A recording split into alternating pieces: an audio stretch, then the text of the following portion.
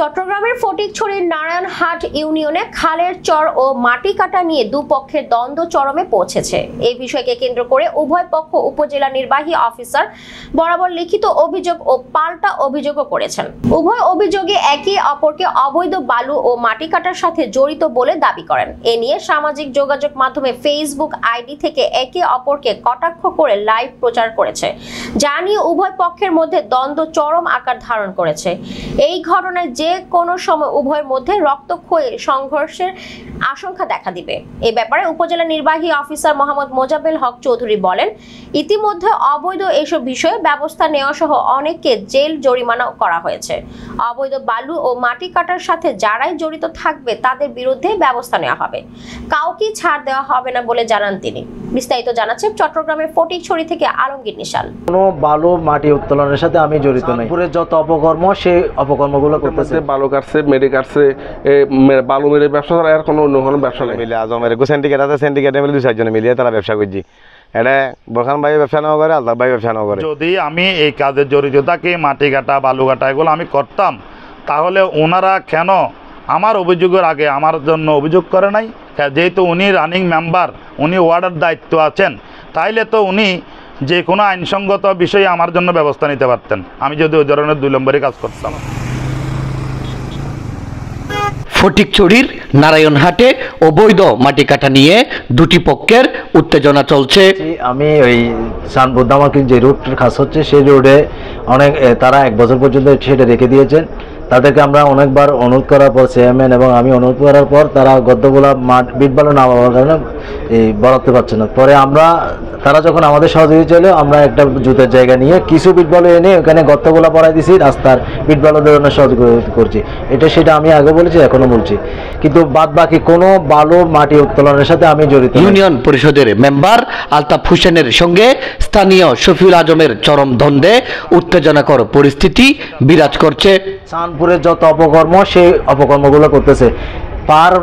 দলিয়াপাড়া পাহাড়, তারপর দলিয়াপাড়া কবরস্থানের পাশে দানীয় জমি, লদুয়াখালের পাহাড়ের আপনার বিট বালু কাটা, আপনার নলমারার কৃষি জমি কাটা, এই 4টা স্পটে আমার জানা সত্ত্বে 4টা স্পটে সেই 3 মাস পর্যন্ত পাহাড়ের মাটি এবং বিভিন্ন দানীয় জমির মাটি সে কেটে নিয়ে আসতেছে।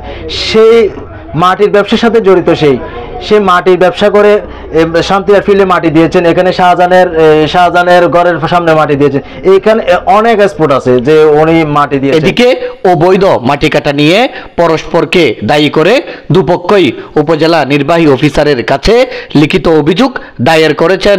আমি সামান্য এই রাস্তার কাজের জন্য, সরকারি উন্নয়ন কাজের জন্য কিছু বিট বালু এনে জনগণের স্বার্থে আমি এখানে দিয়েছি, সেটার বিরুদ্ধে সে আমার বিরুদ্ধে অভিযোগ দিয়েছে।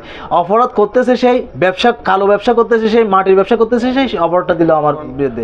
এর দরখাস্ত দিয়েছে ইউনোর কাছে, লিখিত বাদী হয়েছে আলতা নাম্বারে। যখন এখানে বিট বালু দেয়, আমি আলতা নাম্বার সাথে আছি। আমাকে যখন 2 নম্বর আসামি করে বাদী হয়, তখন আমাকে জানতে পারি, তসলিম আমাকে যখন বলে, আমি যখন জানতে পারি, এর জন্য আমি এগুলা সাথে জড়িত নাই। তা এর জন্য আমি নিজে সম্পূর্ণ কিছু জড়িত। কয়েকটা পয়েন্টের মধ্যে বালু কাটছে, মেডি কাটছে, বালু মেরে ব্যবসা করা, এর কোনো অন্য কোনো ব্যবসা নেই। এর ব্যবসা হলে সব কোনো ফেয়ার কোনো ব্যবসা নেই। বালু মেডি এই সে বক্ষ ব্যবসা। এখন যেগুলো করতো, আমি এগুলা এর ব্যবসা যখন করতো, আমি স্থানীয় চেয়ারম্যানকে বলেছিলাম। স্থানীয় চেয়ারম্যান এর কয়েকবার বাধা দিয়েছে এগুলো না করার জন্য। আপনারা হয়তো বা স্থানীয় চেয়ারম্যানের কাছে বা তদন্ত নিয়ে দেখতে পারেন।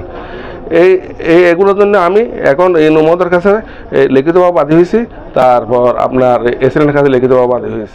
কৃষি করা, কৃষি দানি জমিন আর ইনের পূর্ব ভাষার বাড়ি। ইনের বিগত বহু বছর ধান সার চলাকার অবস্থাত মেডি খাড়া হই আর কি। আর নারায়ণহাটের আজম, নেতা আজম ব্যবসা মানে করছি। তারা 2-4 মিলে আজমের সিন্ডিকেট আছে, সিন্ডিকেটে মিলে 2-4 মিলিয়ে তারা ব্যবসা করছি। এটা বোরখান ভাই ব্যবসা নেওয়া করে, আল্লাহ ভাই ব্যবসা নেওয়া করে। ওনারা তো স্থানীয় মানুষ তুমি জিজ্ঞাসা প্রচার করেন, এটা যে স্থানীয় মানুষ স্থানীয় জমিন যে খাইটি বা আরও বিভিন্ন জায়গা তুমি আমার এই নলমারাটা বা আর কোম্পানি হাফেজ কোম্পানির উত্তর পাশে যে নলমারাটা বা হয়, তো প্রায় 400-500 গাড়ি মেডিয়া খাইটি যে আজম, নারায়ণহাটের আজম কারেন্টের কুটির সমস্যা, তাছাড়া রাস্তার সমস্যা, যাতায়াতের সমস্যা। প্রথমত আমি এই মাটি এবং বালুর সাথে আমি জড়িত না। সেটার প্রমাণ হচ্ছে আমি নির্বাচনের 1 মাস আগ হতে নির্বাচনের আরও আজকের থেকে পূর্বে 15 দিন হতে 20 দিন আগে আমি এলাকায় আসছি। যেহেতু আমি টাউনে ছিলাম 3 মাসের মতো, সেইখানে আমার ওয়াইফ অসুস্থ ছিল, আরও বিভিন্ন কাজে আমি এলাকায় ছিলাম না। এখন তারা যদি একটা মিথ্যা বানোয়াট কথা বলে, সেটা তো গ্রহণযোগ্যতা হবে না। এখানে যতটুকু কাজ যেই মাটিগুলা কাটতেছে এবং কেটেছে, তারা 31 জনের একটা সিন্ডিকেট ছিল। আমি দেখছি এখনও আছে। 31 জনের সিন্ডিকেটের প্রধান হচ্ছে আলতাফ, বুরহান আর রমজান, আর বাকিগুলা হচ্ছে আরও কিছু ছোটো 20-22 বছরের কিশোর গ্যাং। এদেরকে দিয়ে রাস্তায় দাঁড় করিয়ে তারা মাটিগুলা কাটে। উনি কীভাবে বলে যে উনি নিরপরাধ, উনি নিষ্পাপ, নির্দোষ না দোষী, সেটা তো আমি লিখিতভাবে বাদী হয়েছি। আমি ওনারও যদি নির্দোষ হতো, আমি লিখিতভাবে তো সেটা বাদী হতে পারতাম না। যদি আমি এই কাজে জড়িত থাকি, মাটি কাটা, বালু কাটা এগুলো আমি করতাম, তাহলে ওনারা কেন আমার অভিযোগের আগে আমার জন্য অভিযোগ করে নাই? যেহেতু উনি রানিং মেম্বার, উনি ওয়ার্ডের দায়িত্ব আছেন, তাইলে তো উনি যে কোনো আইনসঙ্গত বিষয়ে আমার জন্য ব্যবস্থা নিতে পারতেন, আমি যদি ওই ধরনের 2 নম্বরে কাজ করতাম। এবং ইনু মহোদয় এবং এসিলেন মহোদয়ের কাছে উনি আমার আগে অভিযোগ করতে পারতেন, কিন্তু আপনাদের মিডিয়ায় অভিযোগ করতে পারতেন, কিন্তু উনি তো সেটা করেন নাই। এখন যখন উনি বেজে গেছেন, ওনার জন্য অভিযোগ হয়েছে, তখন ওনারা যেগুলা করছে সেগুলো আমার গাড়ে দায়ে জড়াতে চাচ্ছে।